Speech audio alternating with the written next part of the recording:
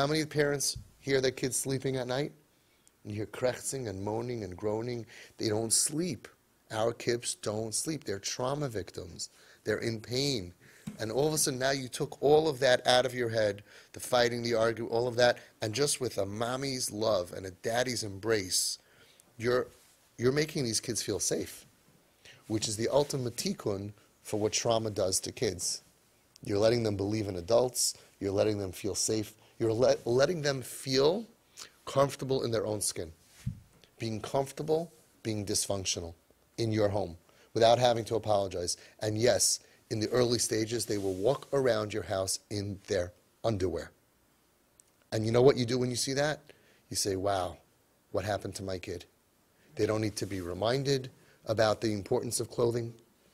They don't need to be looked at as, you ever try those looks? Anybody know those looks? Right? Those very, very good, right? They need looks.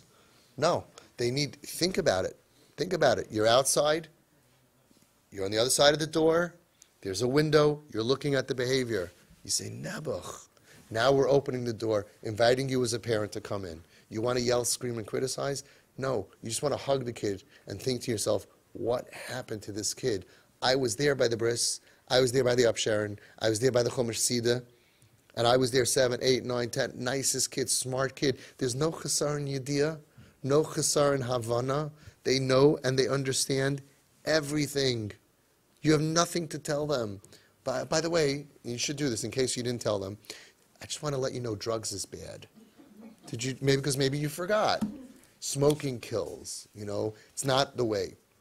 Yiddishkeit is good. You'll be happier that way. Don't remind them. Don't teach them. Go to the part of them that's broken and embrace them and hug them and do your job as a mother and a father. Because so many people are not doing their job that they can do, and they're hoping to be rescued from this kid, that somebody, some therapist is going to, some askin is going to go and then that. Hello, the cavalry ain't coming. You're on a deserted island. Mom, dad, Kip, do CPR.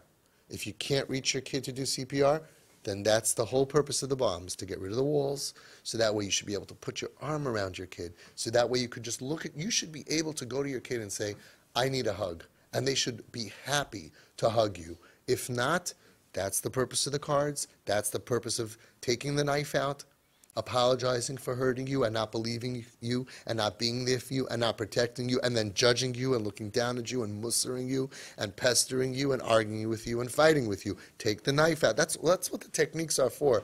So that way you have access to the patient, so then you can do CPR. And then they start to defend you. Very good. And then it feels real good. They say, it's not your fault. Stop apologizing. It's not your fault. You had no way of knowing. You didn't know that when I said I don't want to go to camp or I don't want to go on the bus, I was being bullied or I was being molested. Don't worry about it. Once you take out the knife, they get healthier. They say, no, it's okay. And you cry with tears in your eyes. Where was I? I was so busy with this and that, and I wasn't there for you. Ma, don't worry. It's fine. You're only human. And they start buying you gifts. Yes, how many of you, you'll see by your birthdays, people posting beautiful, and out of all your kids, the only kids that remember your birthday and buy something, Kip. And you have so many. You're going to have a lot of gifts. It's the good part. By the time you're 120 years old, you're going to say, why didn't I have more Kips? They're going to take care of you. They're going to be there for you. And they will be the ones, as I always say, when you're in the old age home, you're going to say, who paid for round-the-clock nurses? Kip. They're going to be there for you till the end.